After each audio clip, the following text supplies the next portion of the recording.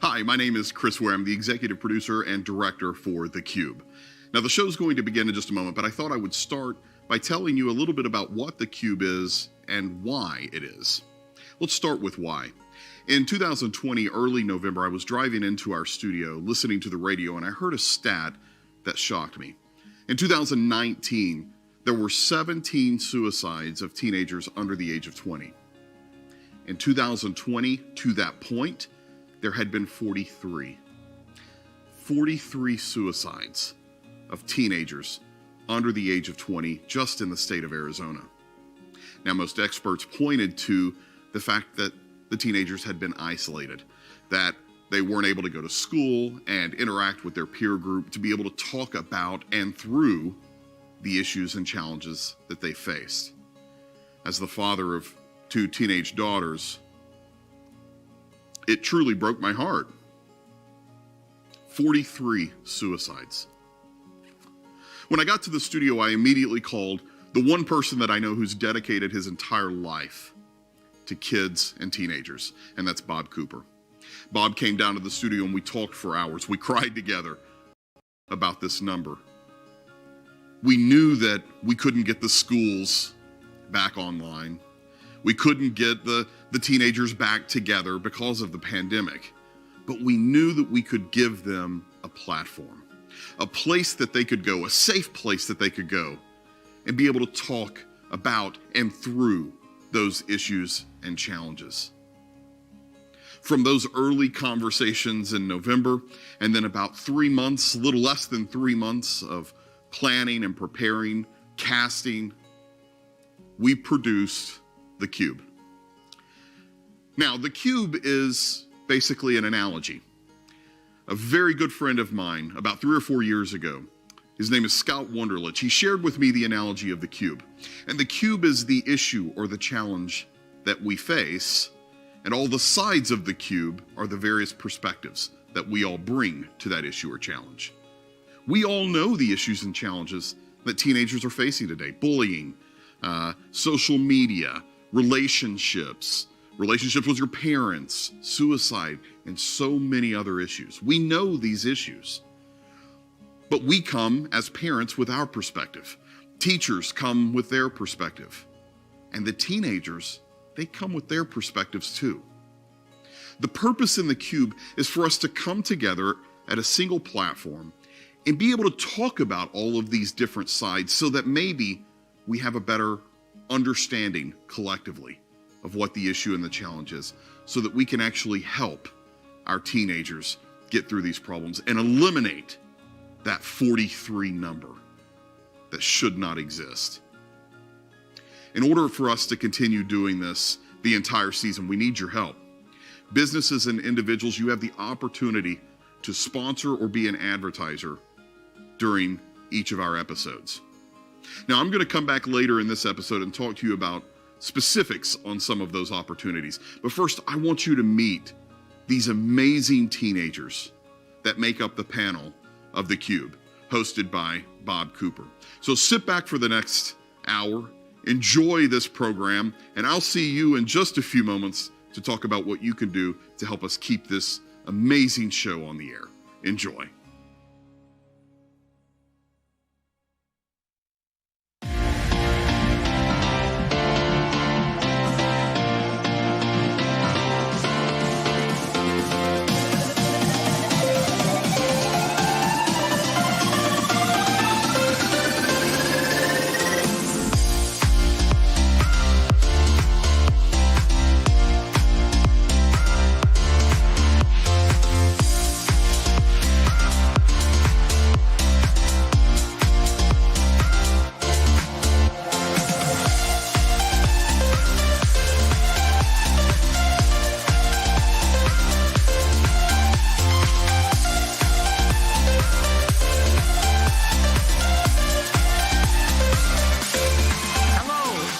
Welcome to the first episode of The Cube right here on KTSMAZ.com. My name is Bob Cooper, along with Tristan Peterson Steinert, and we are the adult moderators for today's show. We'll meet the 8 teens who make up our panel in just a moment. But first, I want you to think about a cube for a second. The cube represents the issues or challenges that we may be facing at any given time in our life. And the sides of the cube represent all of our different perspectives and opinions. We're all looking at the exact same cube, we're just looking at it from different sides. And the only way we can get along with each other, despite our differences, is if we step back and look at each other's side of the cube. And that is the purpose of this show. Our panel of teens will discuss toughest issues and challenges they face in their life, and we'll explore different perspectives and opinions of those issues and challenges. This is not to change anyone's mind or to push a specific way of thinking.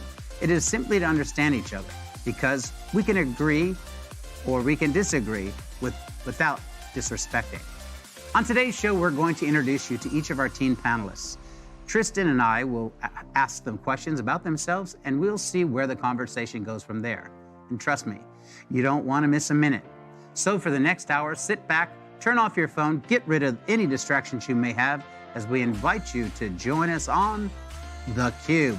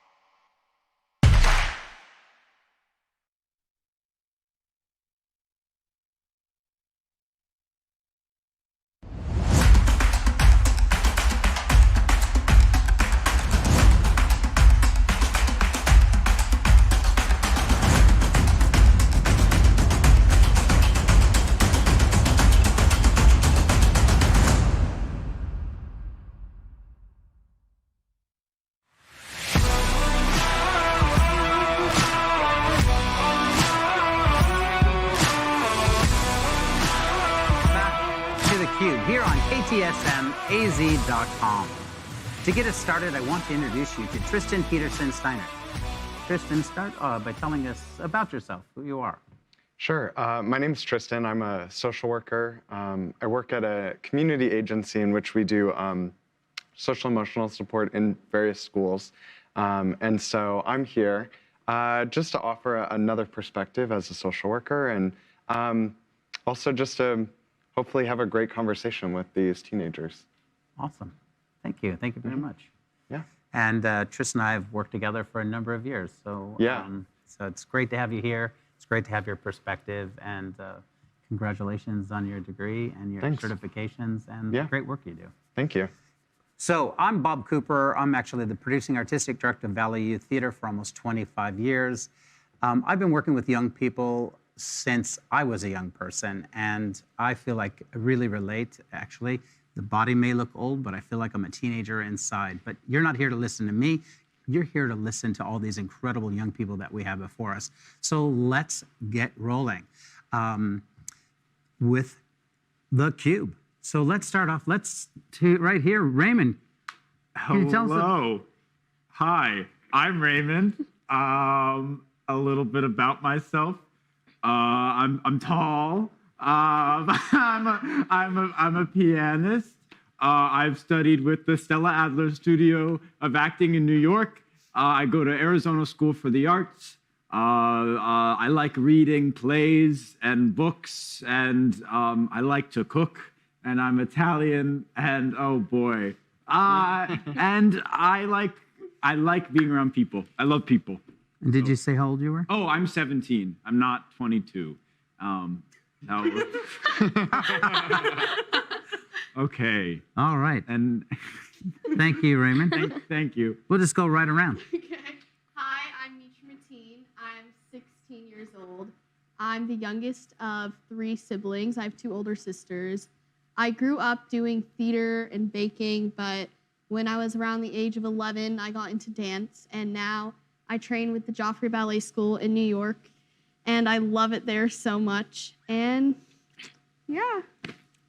Hi, I'm Lachlan Henderson. I'm 14 years old. I am the second youngest of 5. That's awkward. 5. I love to organize. It's like a weird little fun thing I like to do. I have a really weird obsession with Grey's Anatomy and salad, which is kind of ironic because some people call salad rabbit food, and I have red hair, so like carrots, with like rabbit. I love to model and send vlogs over Snapchat to my friends. Hi, I'm Kayla Trevino. I am 13 years old, but I will be 14 soon. I have one younger brother, and I love acting, singing, dancing. My favorite style of dance is tap, and I've been doing theater since I was about 3 and a half. Very nice. Hello, everybody. My name is Reese Cantu. I am 17 years old. I go to Brophy College Preparatory. I'm a junior, and I really like, I like a lot of things. I like to learn a lot of things. The biggest thing that I'm learning, and I guess the longest running, has been American Sign Language. I love American Sign Language so much, and learning about the deaf community. That's really awesome. I'm interested in becoming an interpreter maybe when I'm older, but American Sign Language is just really interesting to me. Thank you. All right. Hi, I'm Shaylee Flanagan. I'm 16. Something interesting about me is I love any form of art, whether that's singing, acting, dancing, doing drawing or painting. Another thing I'm so obsessed with is anime. I could go on and on for hours about it, but yeah, that's just something I'm super in love with. Hi, I'm Kylie Weir. I'm 17, and I have one younger sister. I was in college. I graduated really early, but I dropped out. So I dropped out because I want to pursue this weird passion to live in a van. I'm really into either being a tattoo artist or a car mechanic. I like arts, not arts necessarily in dancing and stuff. I like to paint and draw and that kind of arts. But I'm also an athlete. That's why I went to college. I went in for swimming. So I was a collegiate athlete, but then I messed up my shoulder, so I had to, unfortunately, I just decided to drop out. But my favorite sport is football. I played football for a little bit, but just growing ages of a girl, I stopped. And I was homeschooled all the way up. I dropped public school in 3rd grade, and then I went up to there. Yeah, I'm very, very outgoing. I tend to freak people out a little bit when I see them. I have a lot of energy. I definitely do not feel like I'm 17. I still feel like I'm like 12. I'm just so hyper. And I love mashed potatoes. So. I love mashed potatoes too. Me too. Awesome. Well, thank you all. So now we got a little taste of who you are. Let's dig a little deeper so that our audience at home can really get to know you a little bit more. What's something that makes you different, but you love it? Anyone want to start with that? I'll start. Yeah. So I'm adopted. I have 2 older siblings, and we are all also adopted. They have the same birth mom, but different birth dads. But I just think it's really cool that I can say I'm adopted. My parents are white. My mom, my amazing mom, she's white, and she's just so amazing. She's my favorite person in the whole world. But that's just something about me that I really love telling people, that I'm adopted. And you told us that it was what type of an adoption was it? It was an open adoption. So she was in the delivery room. She was the first one to actually hold me. That's beautiful. Thank you. Yeah. So, I am a redhead and I have curly hair, which is like super rare. I don't know. I have a love-hate relationship with my hair. It really depends on the day, but it's just cool not to look like everyone else sometimes. And in middle school, it was more of a challenge, not looking like everyone else and not blending in with the crowd. But I'm starting to learn to grow and love it. Awesome. I like talking to strangers, which you shouldn't do, but I do it because I like hearing people's stories. I like to talk to the person who's at the grocery store. I like to talk to the person who I'm on the light rail with or who I'm at a crosswalk with, and just kind of learn about the person who may be in front of me, because I think people are people, and I don't know. I always want to know what's going on in someone's head, but don't talk to strangers. Don't talk to strangers. But I like talking to strangers. Yeah. Well, I think talking to strangers, but the way you're talking to humans and people, and you're not a small child. Yeah. So you use your judgment as Right. to engage others so you can learn about them, and I think that's a very good quality. I think, yes, use your best judgment and think about who you're talking to, but always come in with a positive. In a safe environment. Yes, in a safe environment. Awesome. I think something that makes me different. Okay, my whole life has been like not traditional, but I think that's what makes my viewpoints a little bit different. I grew up with 2 older sisters, so I always kind of was the youngest, like having to be more mature. But I also feel like I had to grow up faster because of my schooling situation. I homeschooled ever since I was really little. I went to kindergarten and that was it. So I grew up doing school at home, and it's really interesting because like the viewpoints that you hear about homeschooling, it's different for everyone, but I feel that you can probably speak to this too, are very like different hearing the outside coming in. And a lot of the things can be very like hurtful, but overall for me, it was the best thing because I graduated high school early. I'm only 16 and I'm graduated. And now I get to train in a big city and I'm only 16. So that's something that's super different. And I think if I wasn't homeschooled, I wouldn't have had that opportunity to learn and grow at that fast of a pace. And I'm the same with me, too. Yeah. I feel like I wouldn't have had the opportunity to graduate so early and learn at such a quick pace. But yeah. So before we go on to that, I just want to ask, can you speak to why your parents chose to homeschool? Yeah. My mom was a teacher for 25 years in the school districts, and she had my 2 older siblings, and she taught multi-age. And she loved teaching so much until she felt the school district got all about testing and not real learning.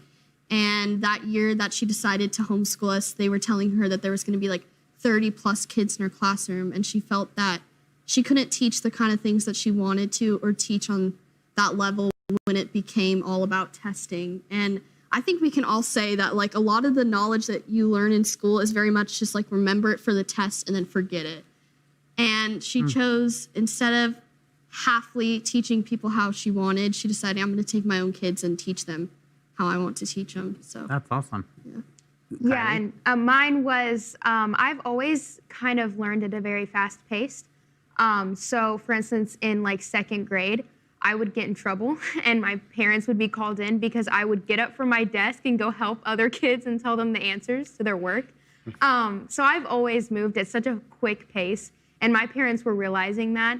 And I'm from Cleveland, Tennessee, so I'm a very small town girl. And I think my parents just realized that would be the best for our family to homeschool. So. Okay.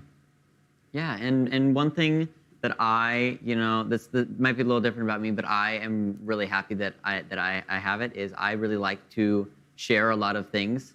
I like to learn a lot of things, and then I like to share that with as many people as I can. I like convert all my friends to like little versions of me. That's bad. Like freshman year, I decided when I was really getting into American Sign Language, I decided I was going to start a club, and I was going to start like making a little group of friends that I could learn American Sign Language with and that I could practice with. And I made that group of friends. And then I learned how to do West Coast swing dancing. And then I started with like me and one other friend, and then two other friends, and then we met other people, and and it was right up to COVID. So we had 15 people on the very last day, and there's a big group picture of all of us at the dance studio, and then never again. So like next year, senior year, hopefully things start to clear up, and I would want to do like a West Coast swing club at my school, and then hopefully at school dances, we could do actual social dancing where it's just someone you've never met, like, hey, let's dance to this song we didn't plan on doing, and let's just make it up. I think that's the coolest thing. So I really like sharing. Awesome. Well, how about that? We got to know a little bit more about you, and we're about to take a break, but we'll be coming right back with theCUBE after these messages to learn a little bit more about your hosts.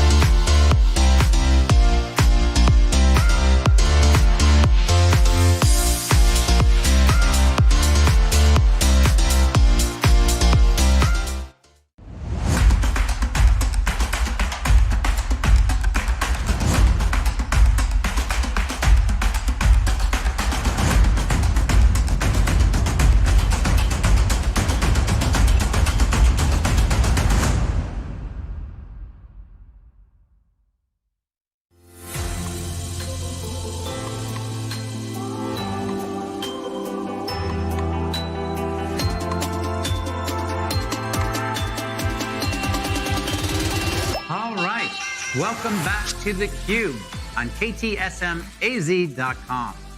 All right, well, we've had a break there. Now, let's dig in a little deeper. So here's a question. You're varying in ages from 13, almost 14, to 17, I think. No, 19, 18?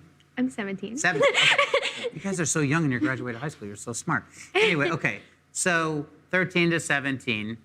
What would you say to your 10-year-old self or your 8-year-old self?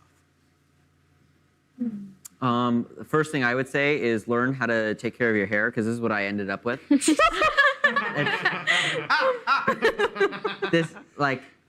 something like, some sort of grooming tips.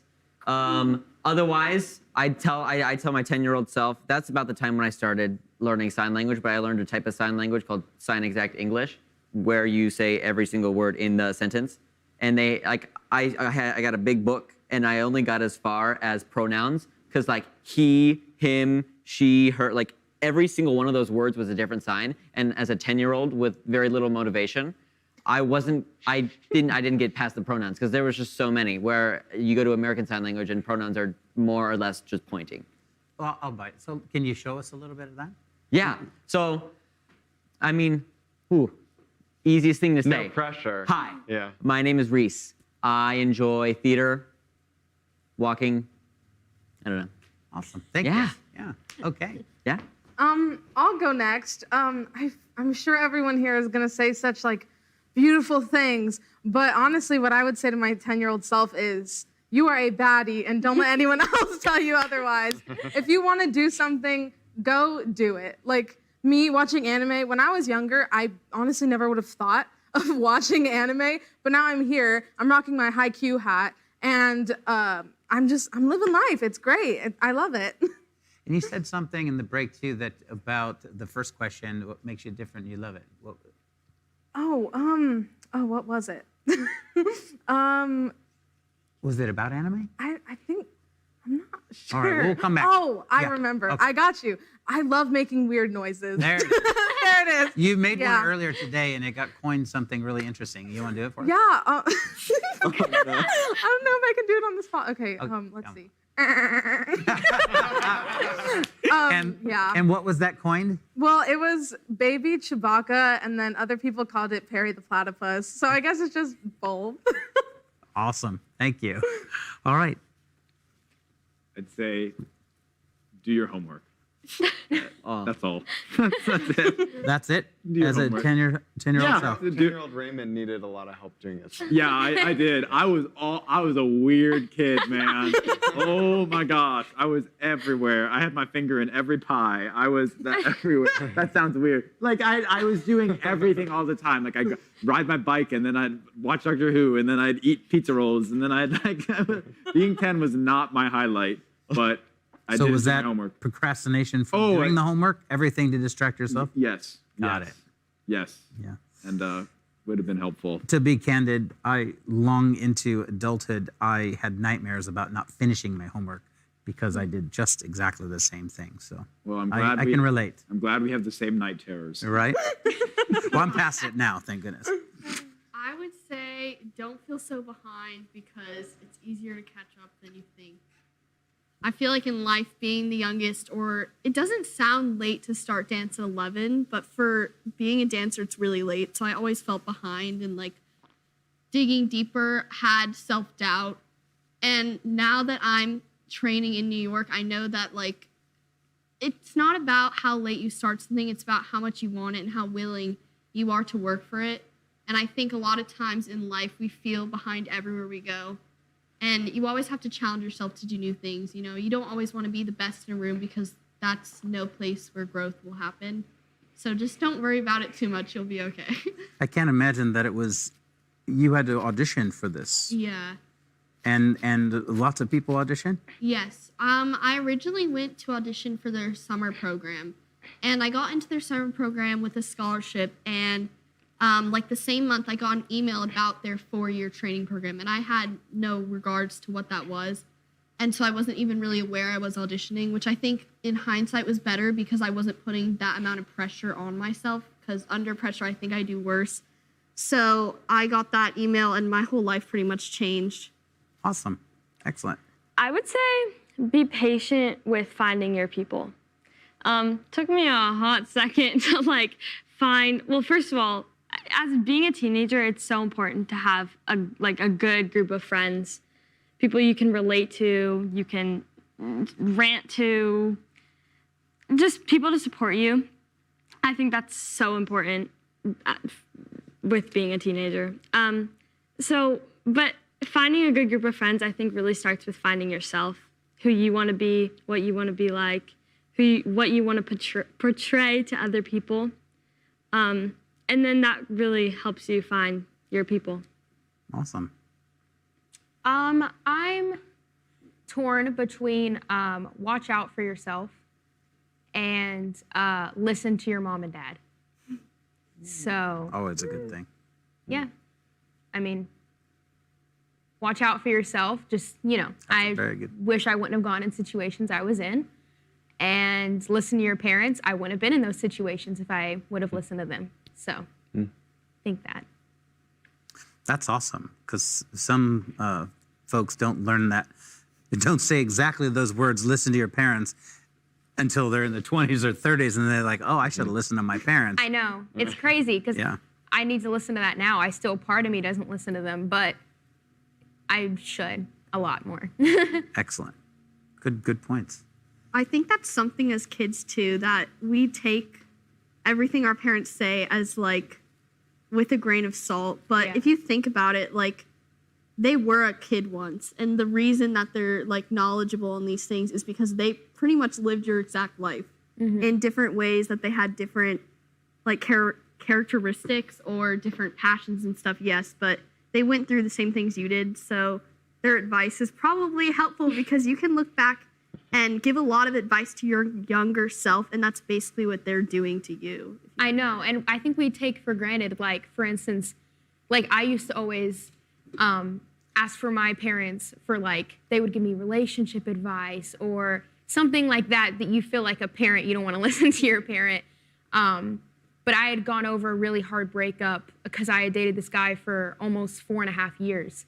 And so I wouldn't listen to my parents because I was like, oh, you don't know what I'm talking about. You know, you never dated someone that long when you were this young. When in reality, it's not about the time and all that. They know what heartbreak feels like. And I wish I would have listened to them because it would have helped me grow so much quicker than I did. Because 2 years later, I'm still getting it over it today. So I wish I would have listened to their steps because they give such good advice that I just don't listen to. I really wish more people would listen to their parents. See, I find it funny that you say parents because I've never felt close to my parents. I never have. I've never had a strong relationship with my parents. I don't usually talk about it, but I've always felt really strong with other adults in my life, like teachers, Bob, and people who have made a real difference in my life who are strong adults. And I'm so grateful to live in a time where I have access to so many adults talking and on podcasts and interviews and being able to pull from their life advice and just having the opportunities to be around like-minded adults and learn from them and their life experiences. Because, yeah, I mean, I feel like sometimes parents aren't always the best resource because they may not want to be in a career field that you're in, or they may not have the same sense of humor you have, right? So, but I thank goodness for teachers and for leaders in my life who are not my parents. So why is it easier to listen to somebody else other than your parents? And this is for everyone. Why is it so hard to listen to your parents if you don't find it difficult to listen to your parents? I think as I got older and started to learn more about how actions define character and how words have weight, and I recognize that there are adults in my life who have made a positive impact in my life, that their advice may be more valuable to me than to what a parent may offer. Although their recommendations may be valuable and they may know me, I sometimes feel that their advice may not be helpful, but they're still my parents, you can't change those things. Yeah, and I kind of feel the same way in a way. I mean, I feel like most kids may not listen to their parents, and maybe not so much at a young age, but into the teenage years because we all feel like we're going through something so different than they did. Because I think we relate it back to, you don't get it. Like, you don't get how heartbroken I am. You don't get how stressed out I am. You never had to go through this at my age. When in reality, they did. It might not have been the exact situation, but trust me, they know what it feels like to have stress in your life. And while their advice might not be valuable or even it makes no sense, so you don't take it, you don't have to take it, but just listening and just showing them that you care about them is going to make them care more about you. And that's what I had to learn. Yeah, that's why I'm really excited about this show because I, for one, love to be heard and feel listened to. So I think it's really cool to be able to relate to people about my likes, and it makes me feel heard, and that's one of my favorite things. Yeah. Anybody else? Just thinking about the parent example, my mom is kind of like a dean of students, kind of like the principal. Like when you say go to the principal's office, it's go to Christy Cantu's office. So my she was a teacher for many years, and then they offered her, like, just when I was going to be in the grade where she was teaching 4th through 6th grade. I'm pretty sure. Oh my goodness, Mom, please, I'm so sorry. But right as I was getting into there, they're like, guess what? You can now be the dean. She really had an insight into my life. Tell you what. Yes. We're going to hold that because we're about to go to a break, collect your thoughts, and we can't wait to come back and hear what you've got to say, how that actually transpired. So thanks for joining us. We're going to take a break, and we'll be right back on theCUBE on KTSMAZ.com.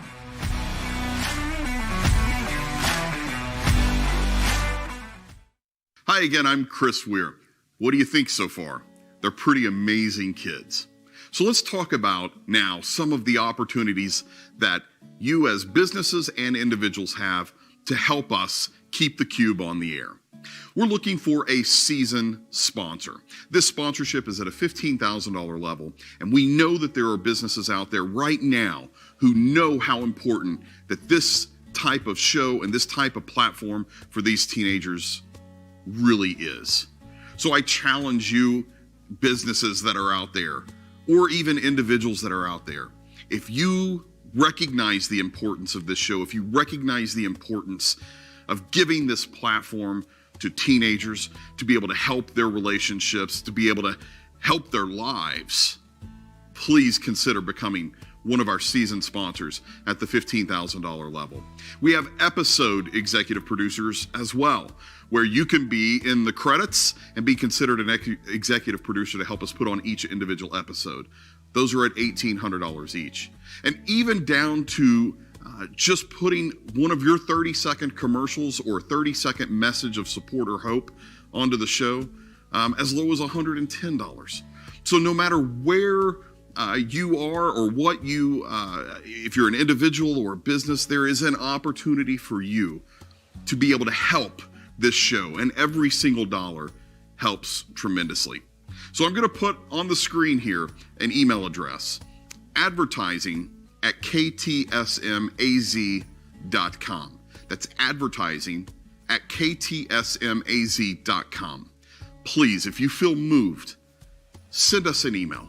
Let us know that you're interested.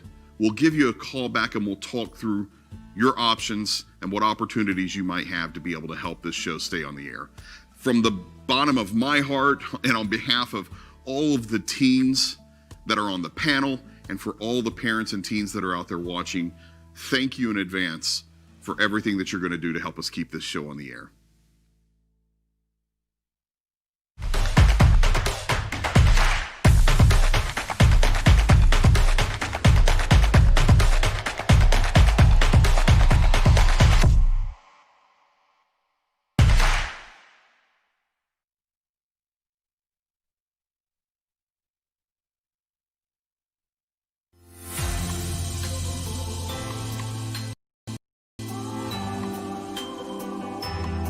Welcome back to theCUBE. Just before the break, Reese was sharing a little bit of a story with us about the dean.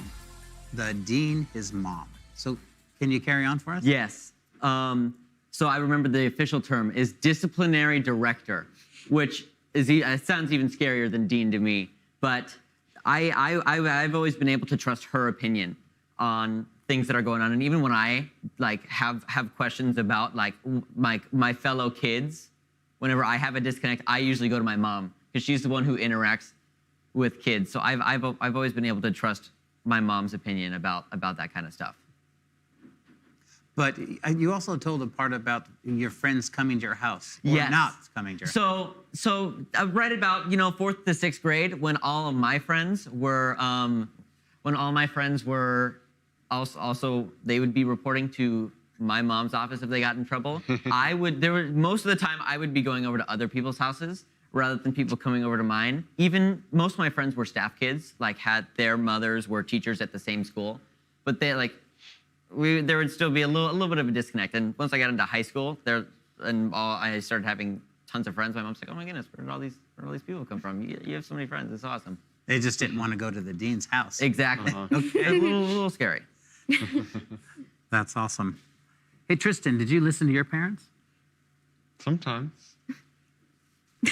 Do you look that? Do you listen to him now? Yeah, sometimes. Okay. I listen to Tristan's parents because his dad is my Yeah, his dad is my physics teacher. That's good. You should keep doing that. Ah, excellent. He's a good teacher. There's a lot of parents or teachers here. Yeah. All right, let's move on to something else. Here's one for you. What's something that gives you anxiety?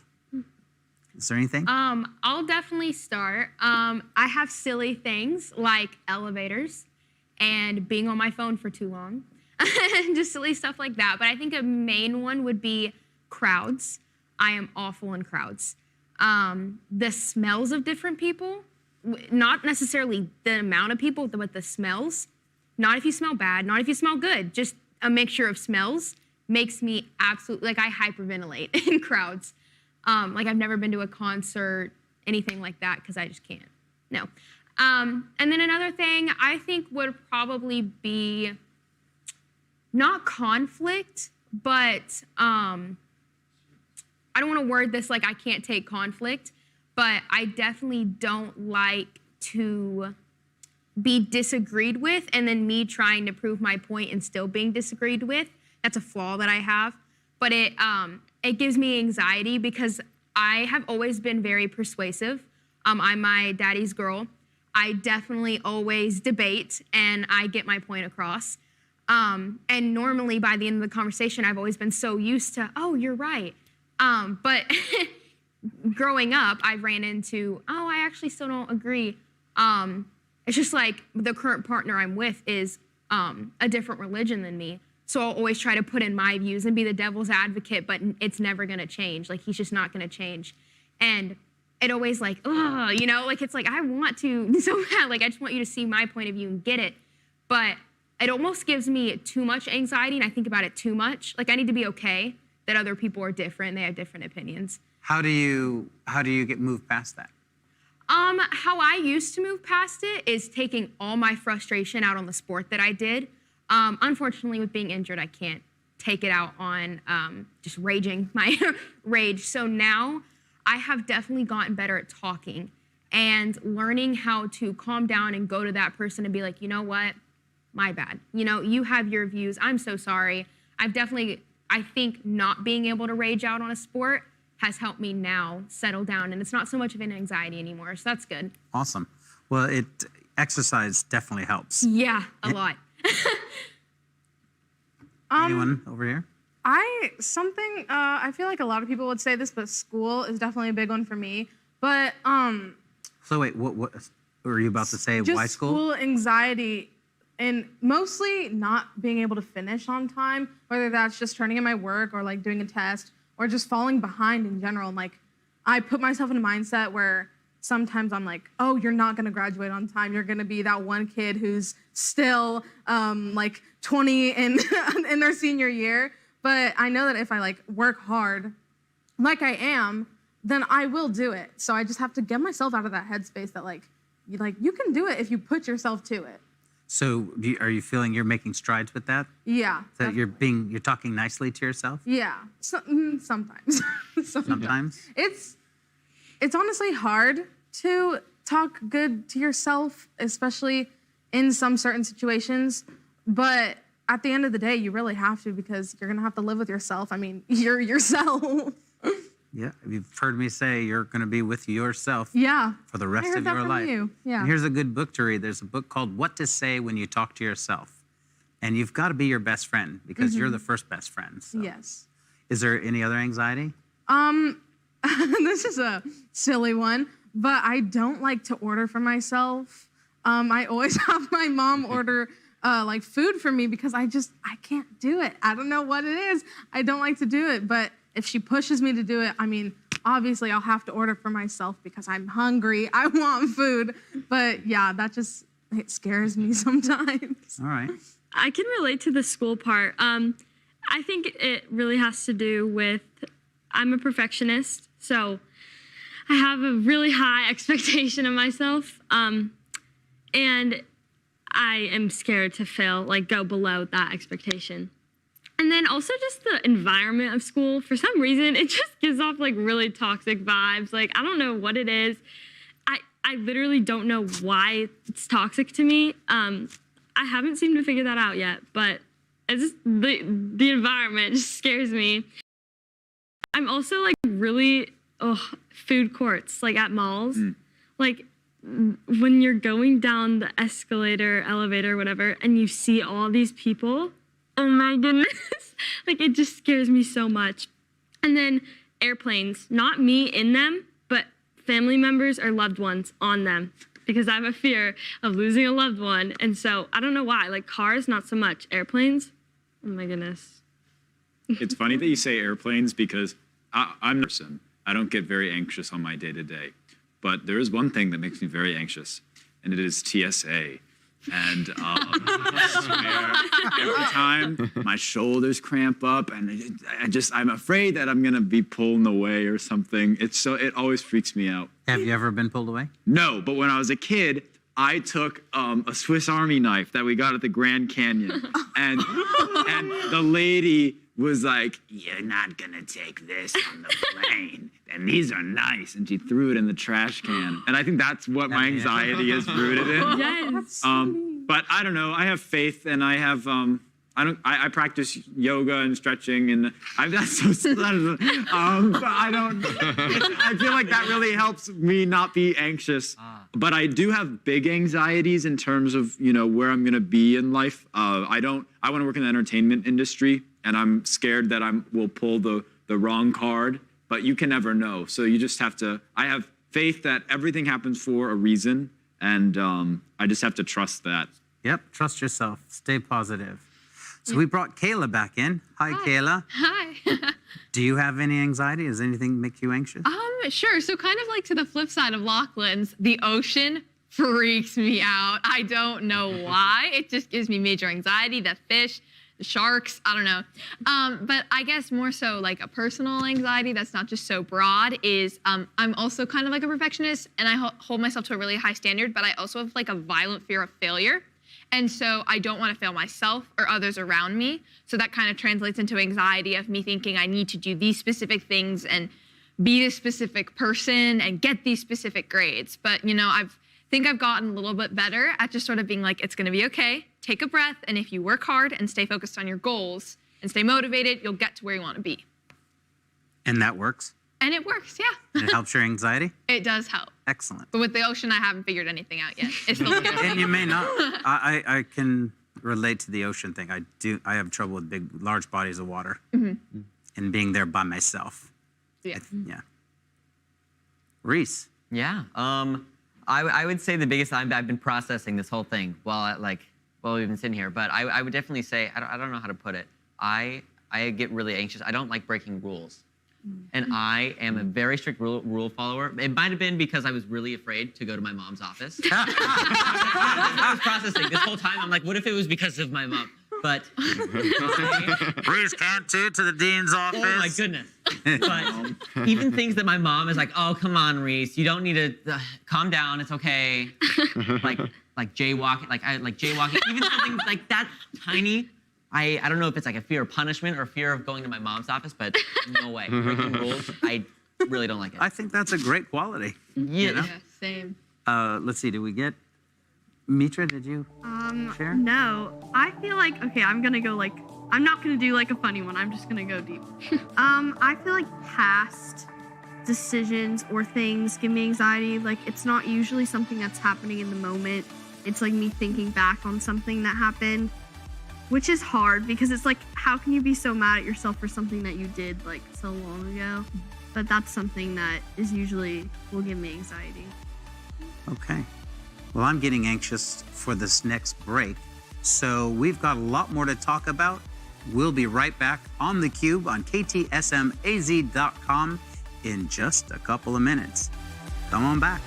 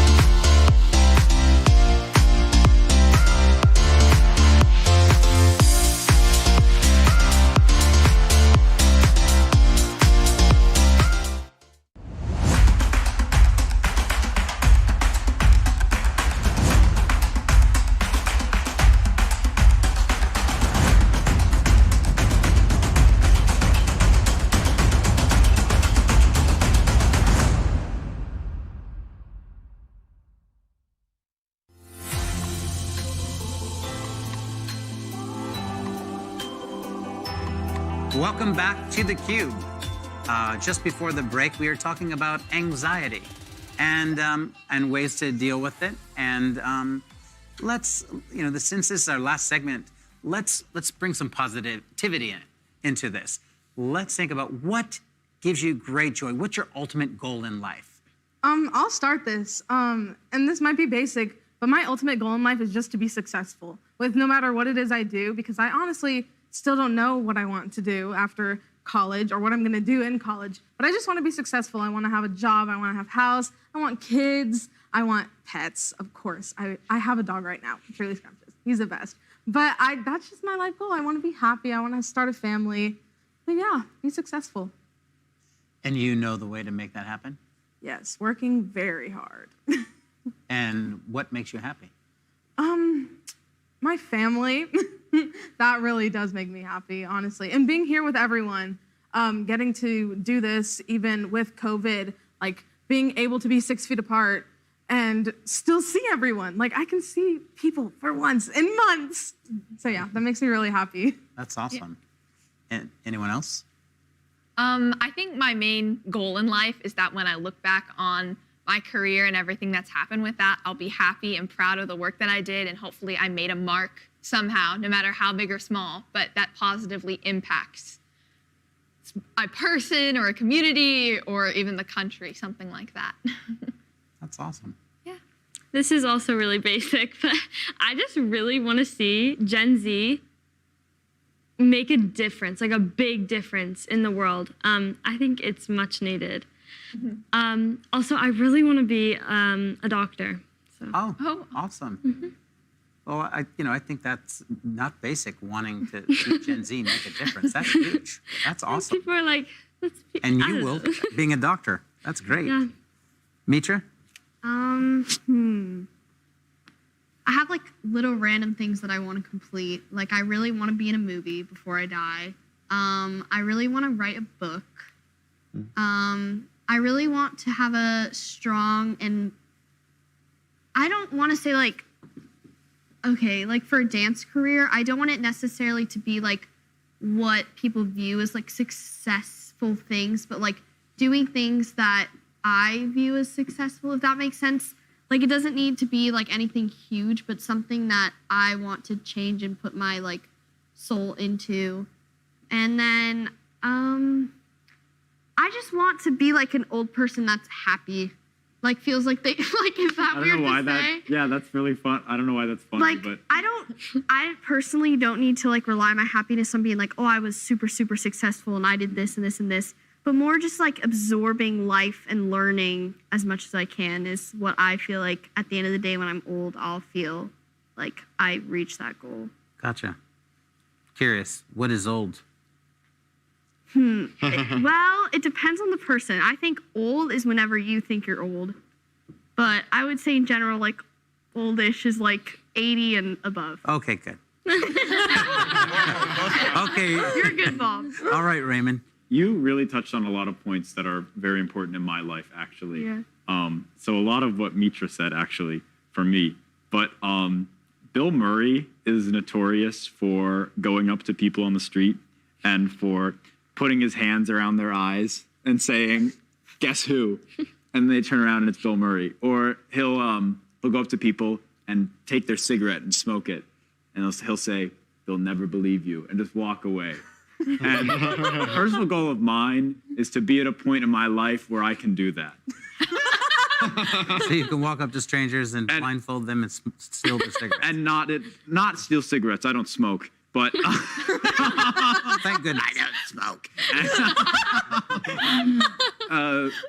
But personally, I want to be an actor and work in the entertainment industry because I believe that growth as an actor and a human being are synonymous. Mm-hmm. And it's a beautiful craft, and I find that people who work, it's a human industry, and I know where I want to be, and I want to be able to, I don't know, make people laugh. Well, you're off to a great start. Thank you. Just laugh all the time. Good, that makes me happy. Yeah, absolutely. Yeah. And thank you for being candid. Very nice. Great.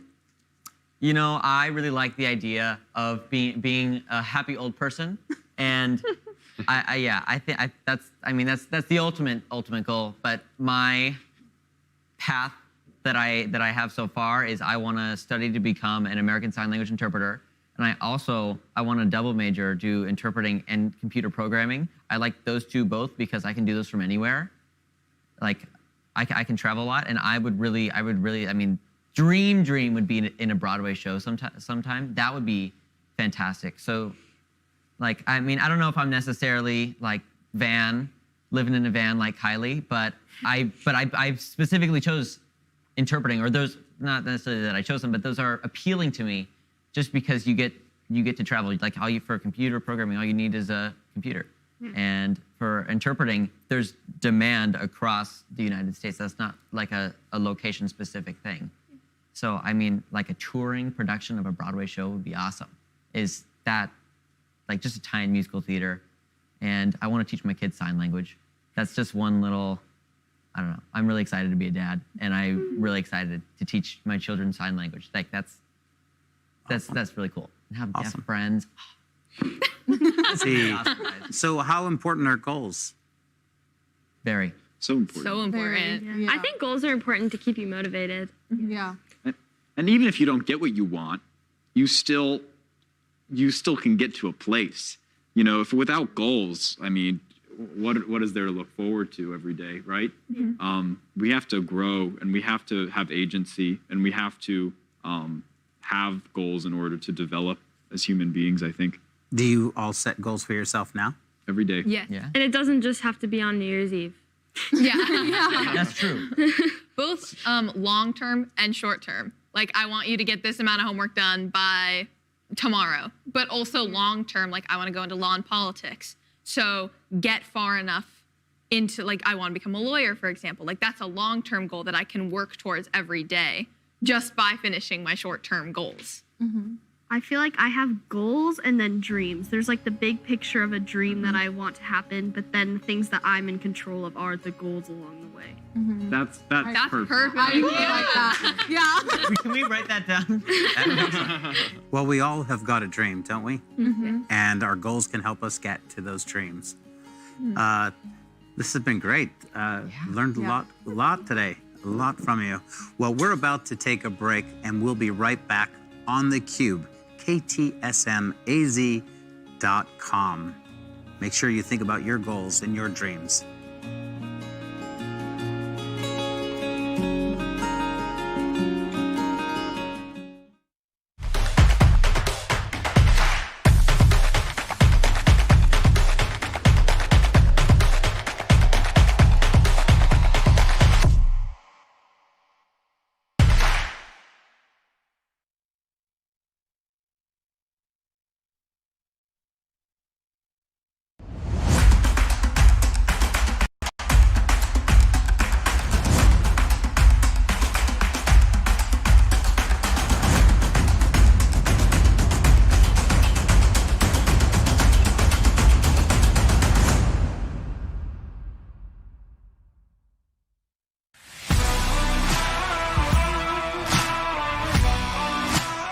Thank you for joining us today on the very first episode of theCUBE. We spent a little time getting to know our hosts. Next week, we're going to dig deep into some really great stuff. We'll be back here every Saturday at 1 p.m. But don't worry, if you miss us on Saturday, you can see every episode on demand anytime, exclusively on ktsmaz.com. Remember, try to understand the other person's side of the cube. You may be surprised at what you'll learn. We'll see you right here next week. Have a great week.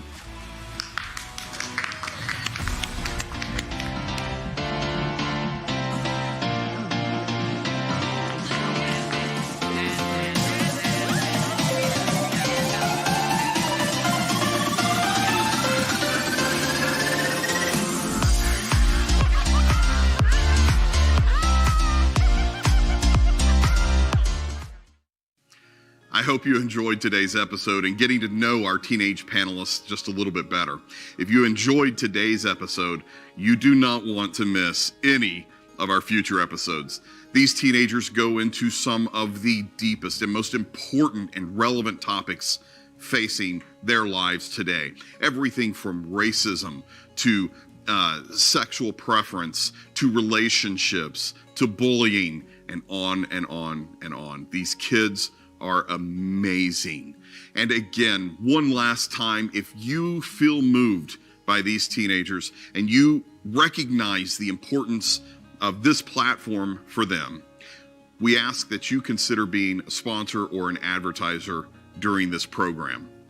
If you're interested, send an email to advertising@ktsmaz.com. That's advertising@ktsmaz.com. We'll reach back out to you and go over all the different opportunities you have, from $110 up to a season sponsor at the $15,000 level, and literally everything in between.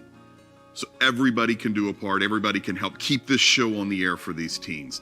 And we appreciate you in advance. We thank you for tuning into today's episode, and be sure you come back again next week, Saturday, or every Saturday at 1 o'clock for new episodes.